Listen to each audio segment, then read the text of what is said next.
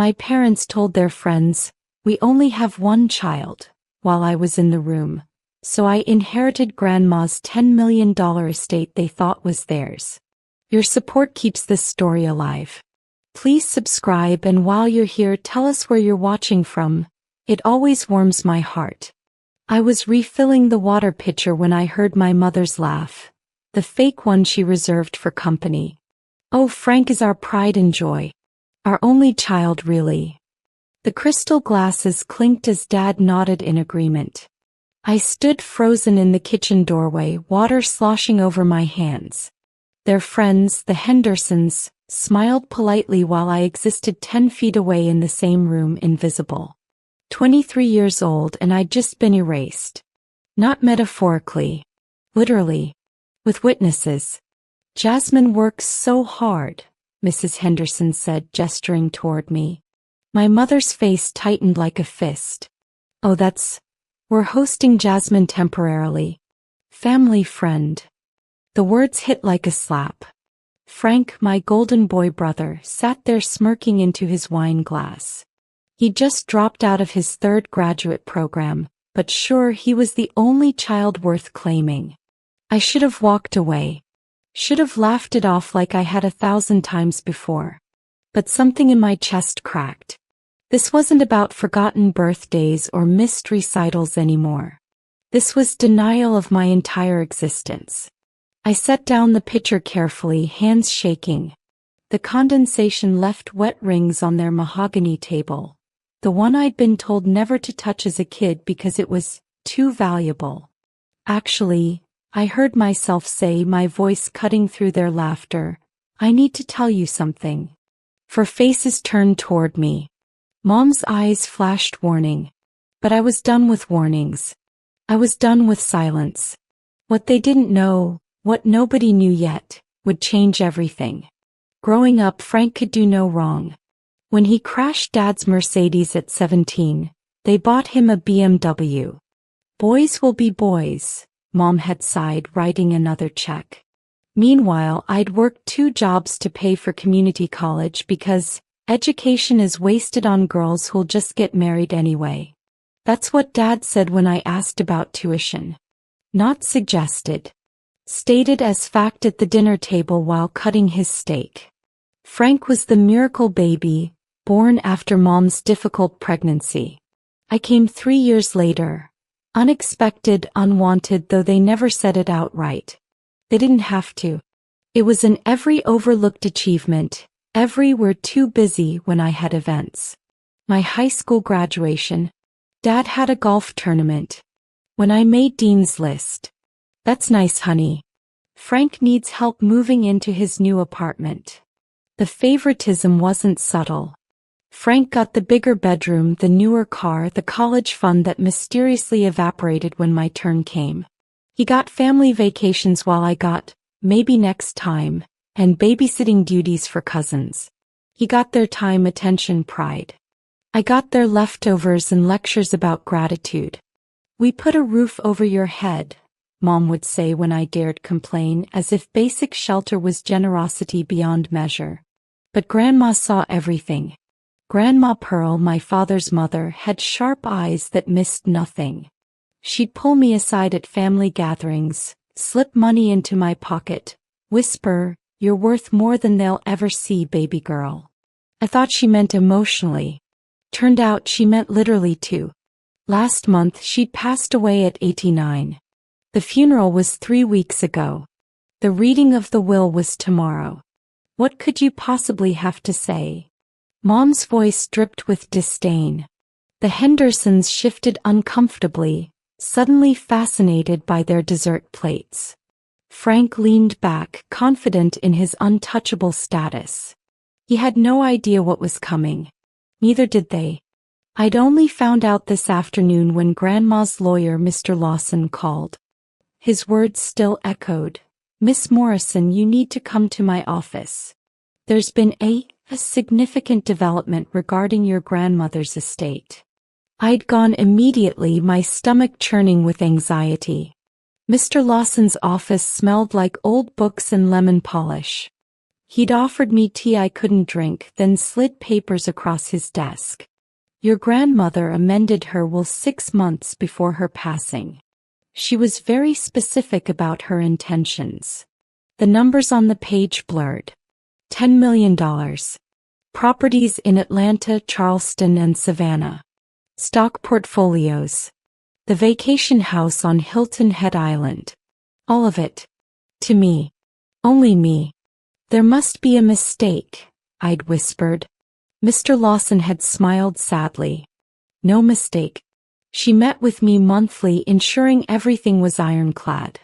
She specifically mentioned concerns about your parents' treatment of you.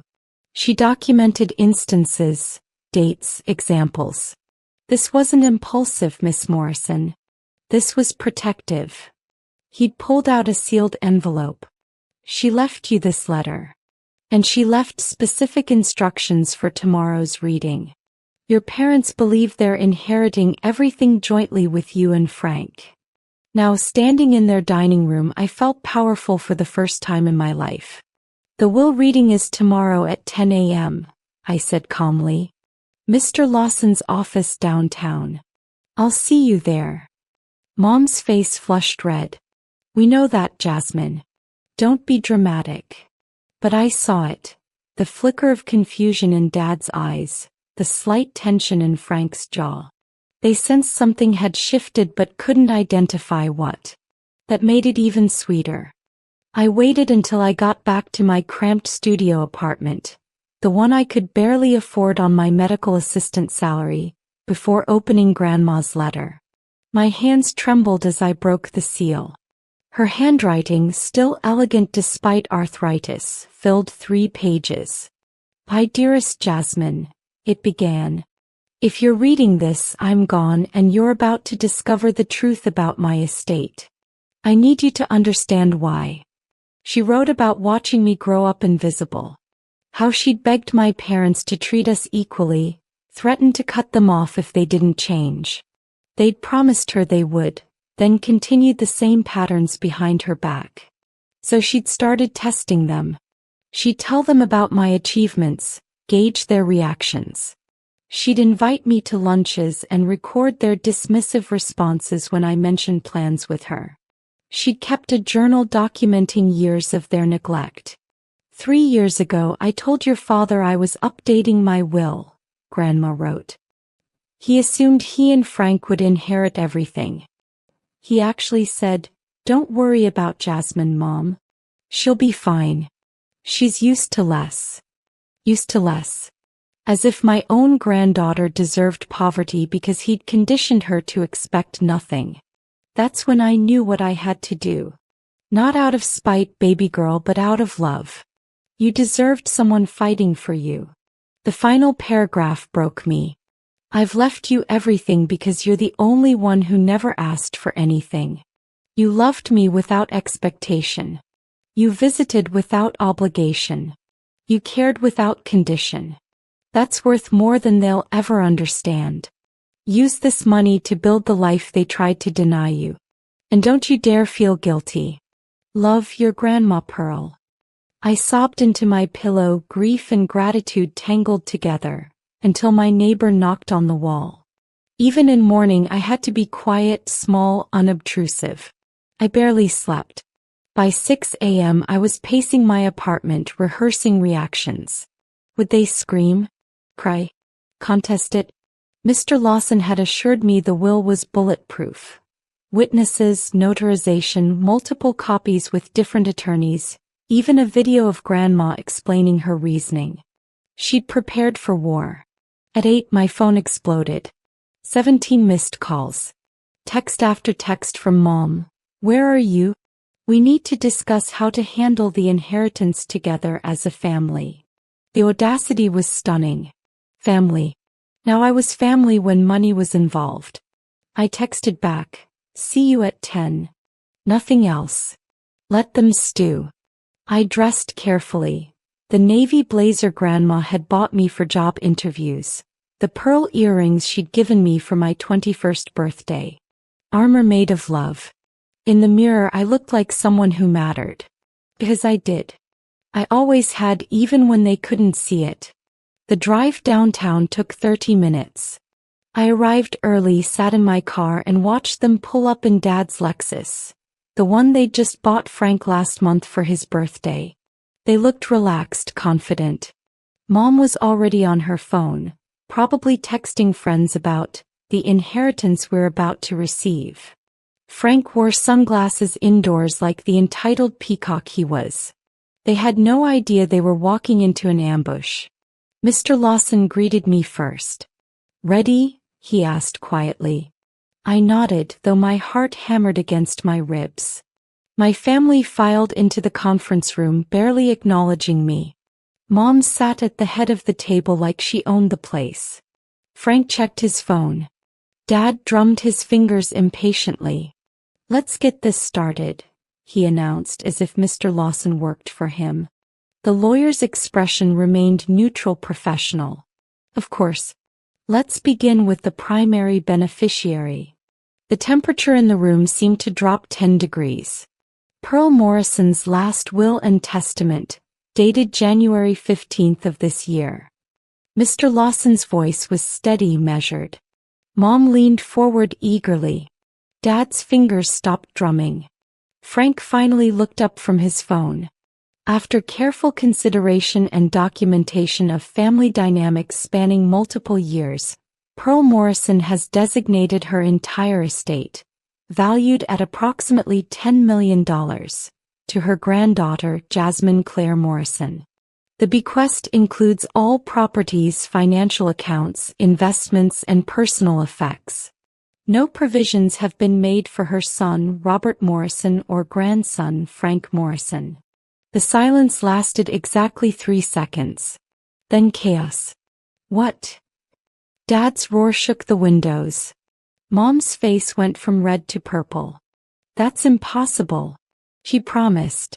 She promised Frank would." Frank was on his feet, fists clenched. "This is bullshit." Grandma was senile. She didn't know what Mr. Lawson raised his hand. Mrs. Morrison underwent extensive cognitive testing before finalizing this will. 3 separate doctors confirmed her complete mental competency. "I have their reports here." Mom turned on me like a cobra. "You manipulated her. You poisoned her against us. You gold-digging little—" "Careful," Mr. Lawson interrupted coldly. "Slander has consequences." Miss Morrison had no knowledge of the will's contents until yesterday. Pearl specifically ensured that. He pulled out a tablet. "Your mother also recorded a video explanation. Would you like to see it?" I hadn't known about this. None of us had. He pressed play. Grandma appeared on screen, sitting in her favorite chair, the one by the window overlooking her garden. She looked directly at the camera, her voice strong despite her age. "Robert, Sharon, Frank, if you're watching this, you're angry. Good. You should be. Not at Jasmine, but at yourselves. For 23 years I watched you erase that girl from your family. I watched you celebrate Frank's mediocrity while ignoring Jasmine's excellence. I watched you deny her existence to maintain your illusion of the perfect nuclear family you wanted." Her eyes, my eyes, blazed with righteous fury. "Well, here's your consequence." The video continued. Grandma shifted in her chair, her expression hardening. "Sharon, do you remember Jasmine's 16th birthday? You canceled her party, the one you'd promised her for months, because Frank wanted money for that ski trip with his friends. You told her birthdays weren't important at her age. She cried in my kitchen for 2 hours. I took her to dinner, just us, and you called it playing favorites. The irony would be hilarious if it wasn't tragic." Dad's face had gone gray. Mom was crying, but whether from shame or rage I couldn't tell. Grandma wasn't done. "Robert, your daughter made Dean's List 4 consecutive semesters while working full-time to pay her way through school. You know what you said when I brought it up? That's what she should be doing. Nobody's giving out trophies for doing the minimum." "The minimum?" Frank failed out of 2 universities on your dime, and you called him exploring his options. Frank stood up. I don't have to listen to this. Sit down, Mr. Lawson said sharply. The video is part of the legal proceedings. Your grandmother required you to watch it entirely. Frank sat, jaw clenched so tight I thought his teeth might crack. Grandma leaned forward on screen, her voice softening but losing none of its edge. I loved you all. That's what makes this so painful. But I loved Jasmine more because she loved me without expecting anything in return. She visited every Sunday not because she wanted something, but because she wanted me. I spent a year documenting your treatment of her. The missed graduations, the forgotten achievements, the casual cruelty of treating her like a servant in her own home. The dinner party 2 months ago where you introduced Frank to my friends as your pride and joy, while Jasmine served drinks like hired help. I was there, Robert. I heard everything. That was my breaking point. Her face softened. Jasmine, baby, you're watching this too. Don't you dare feel guilty. This money is yours. Build the life they tried to deny you. The video ended. The silence was deafening.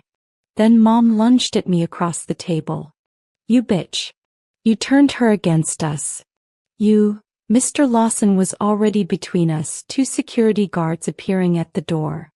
Mrs. Morrison, you need to leave. No. Or I'll have you removed forcibly and file a restraining order on Miss Morrison's behalf. Dad grabbed Mom's arm, pulling her back. His face was a mask of rage and disbelief. This isn't over, he hissed at me. We'll contest this. We'll take you to court. Mr. Lawson smiled thinly. Please do. Your mother anticipated that. She set aside $2 million specifically for legal defense. She also documented conversations where you discussed managing her assets while she was alive, essentially planning her financial future without her consent. Those recordings are admissible in court. I'd reconsider litigation if I were you. The fight drained out of Dad's face. He'd been caught and he knew it. Frank was the last to speak, his voice shaking with impotent fury. You think you're better than us? You're nothing. You'll always be nothing. I'm $10 million richer than nothing, I said quietly. The words felt foreign in my mouth, powerful and strange. And I'm done being your punching bag. I stood, gathering my purse. Mr. Lawson handed me a folder. All the account information, property deeds and access codes. The funds will transfer to your account within 72 hours. I've also taken the liberty of recommending a financial advisor and a therapist who specializes in family trauma. You'll need both. I walked out of that conference room with my head high, my family's screams echoing behind me. In the elevator, I finally let myself shake. Not from fear, but from the sheer enormity of what had just happened. My phone buzzed. A text from an unknown number. This is Frank. You're dead to us. Don't ever contact us again. I laughed. A slightly hysterical sound that made the other elevator passenger edge away. They'd finally given me what I'd always wanted. Freedom from them. And all it cost them was everything. The calls started immediately. Cousins I hadn't heard from in years suddenly remembered my existence. Hey Jazz.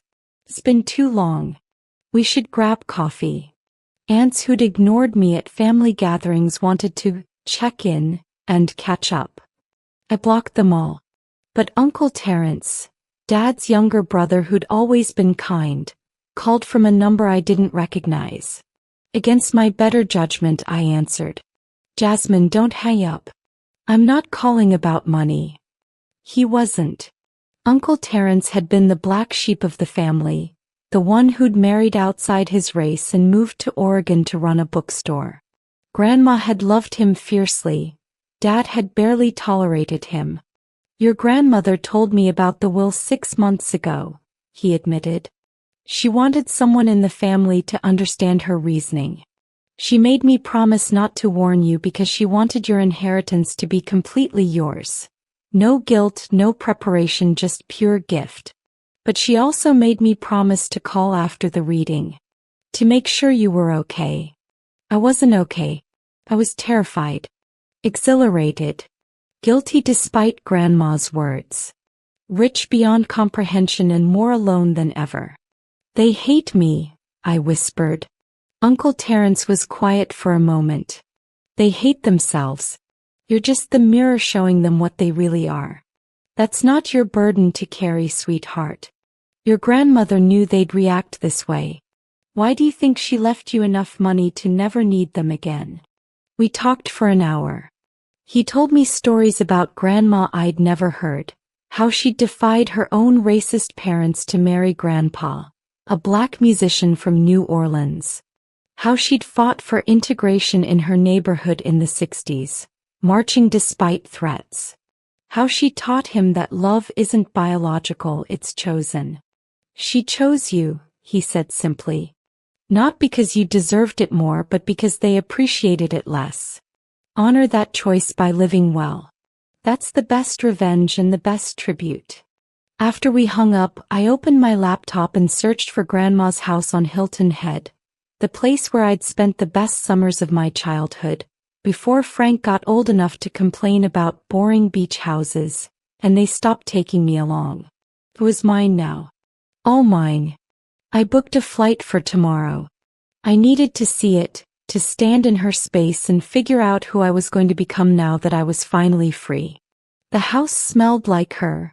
Lavender sachets and lemon oil, vanilla candles and old books.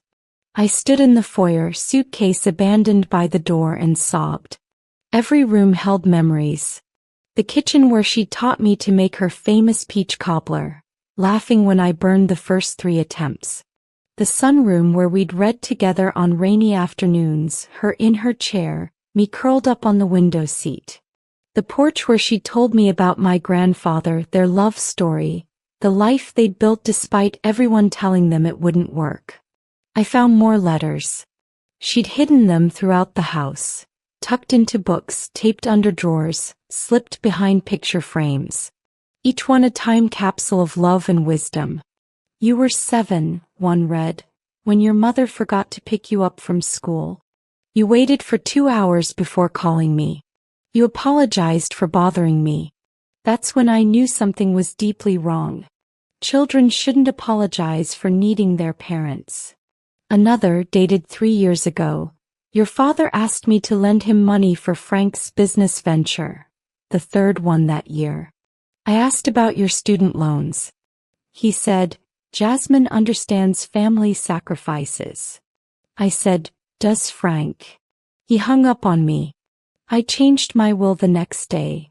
The pattern was clear, documented, undeniable. This wasn't favoritism on Grandma's part. This was equity. This was correction. This was love manifested in the most practical way possible, giving me the resources to escape. I spent 3 days in that house, walking the beach, sitting in her chair, reading her journals. She'd been meticulous. Every slight, every forgotten birthday, every dismissive comment, documented with dates and context. Not obsessively but carefully, like someone building a case. Because that's exactly what she'd been doing. Building an ironclad case for why her only son and eldest grandson deserved nothing. The evidence was overwhelming. I'd lived it, but seeing it written in her careful handwriting made it real in a way I'd never allowed myself to acknowledge. On the 3rd night, sitting on the porch watching the sunset paint the ocean gold, I made a decision. I would honor her not by using this money to prove something to my family, but by building something they could never touch. Something mine. Something that would have made her proud. I pulled out my phone and called Mr. Lawson. I want to start a foundation. For kids whose families don't see them. Can you help me with that? The Pearl Morrison Foundation for Overlooked Youth. Mr. Lawson loved it immediately. We spent weeks setting up the infrastructure. scholarships for first-generation college students whose families didn't support their education, grants for young people pursuing careers their parents deemed unrealistic, housing assistance for those who needed to escape toxic homes. I poured $3 million into it up front, established a board, hired staff who understood the mission because they'd lived it. The news spread fast. Local media picked it up. Young heiress honors grandmother with charitable foundation. The story was too good, too perfectly ironic for them to resist. Morrison, who inherited her grandmother's entire estate in a surprising will reading last month, has dedicated a significant portion to helping young people whose achievements are overlooked by their families. They didn't mention my family's fury, but everyone could read between the lines. This was money my parents thought would be theirs now going to strangers. Dad called from Mom's phone. I almost didn't answer, but curiosity won. You're really doing this? His voice was hollow, defeated. You're giving away our inheritance to random kids? It was never your inheritance, I said calmly. And they're not random. They're exactly who Grandma would have wanted to help. Kids like I was. Kids like you made me. Silence. Then quietly, we didn't make you anything. You were always difficult, always ungrateful. I hung up. Some conversations weren't worth having. Frank tried a different approach. He showed up at the foundation's office unannounced, contrite and desperate. Jess, I'm sorry. I was a jerk. I took advantage of Mom and Dad's favoritism, and that wasn't fair to you. Can we start over? He looked sincere, puppy dog eyes, slumped shoulders, the whole performance. I'd watched him deploy this act on teachers, girlfriends, and professors for years. It usually worked. No, I said simply. His mask slipped. No. After everything I just said, you're not sorry. You're broke. There's a difference. Please leave. Security escorted him out while he screamed threats about lawyers and justice. The foundation launched 3 months after Grandma's death. We funded 40 scholarships the first year. 40 kids who'd been told they weren't worth investing in, now getting the chance I'd had to fight for alone. At the launch event, I gave a speech. My grandmother taught me that family isn't about blood. It's about who shows up, who sees you, who fights for you.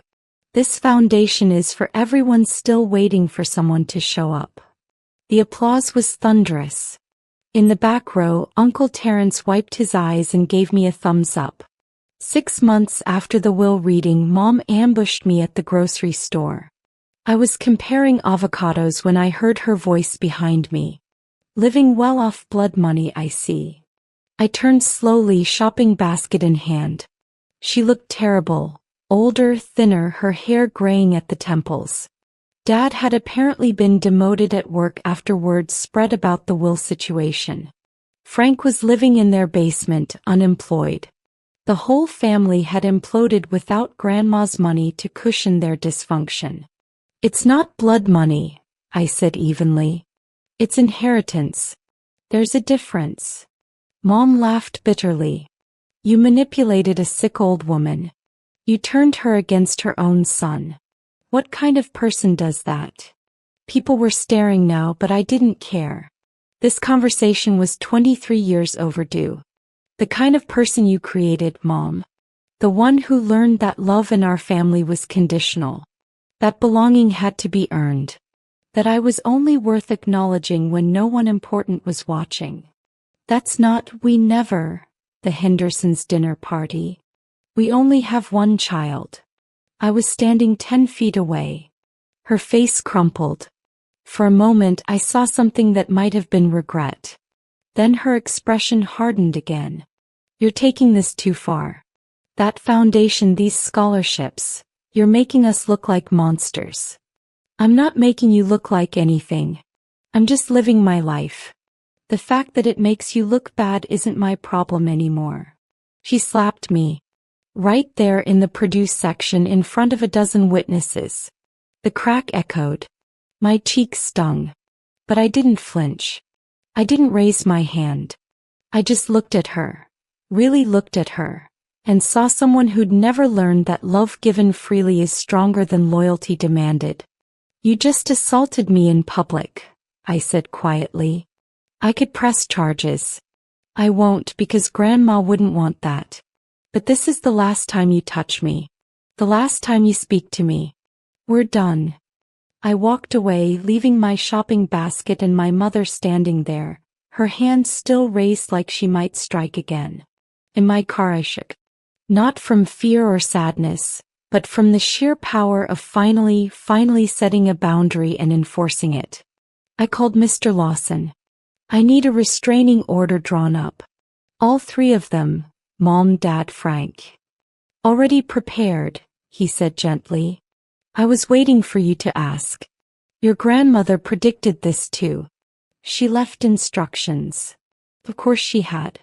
Grandma had thought of everything. 1 year after Grandma's death, I stood on the porch of my Hilton Head house, watching the sunrise paint the water pink and gold. The Pearl Morrison Foundation had grown beyond my wildest dreams. We'd funded 200 scholarships, established partnerships with 3 universities, started a mentorship program connecting our recipients with professionals in their chosen fields. The work was hard and fulfilling in a way nothing else had ever been. I was making a difference. I was maturing. Finally, Uncle Terrence had moved back to South Carolina to help run the foundation. He lived in Grandma's Charleston property, managing the East Coast operations while I handled headquarters in Savannah. We had family dinners every Sunday, sometimes just us, sometimes with the foundation staff, sometimes with scholarship recipients who'd become like siblings. We'd built our own family, chosen and deliberate, full of people who showed up for each other. No ghosts. No guilt. No games. My parents sent a letter through their lawyer. Not an apology but a request. Could they attend the foundation's annual gala? It would mean a lot to see Pearl's legacy in action. Mr. Lawson called it reputation management. They wanted to be seen supporting the charity, rewriting history so they looked like proud parents instead of bitter ex-beneficiaries. I declined. Some bridges needed to stay burned. They'd had 23 years to see me. They'd chosen not to. That was their loss, not mine. I'd started therapy, unpacking decades of feeling invisible. My therapist said I was grieving, not just Grandma but the family I'd wanted and never had. He was right. But I was also celebrating. Every scholarship awarded was a tiny rebellion against the narrative that some people matter more than others. Every kid who got to pursue their dream because we saw their worth. That was Grandma's legacy and mine, intertwined forever.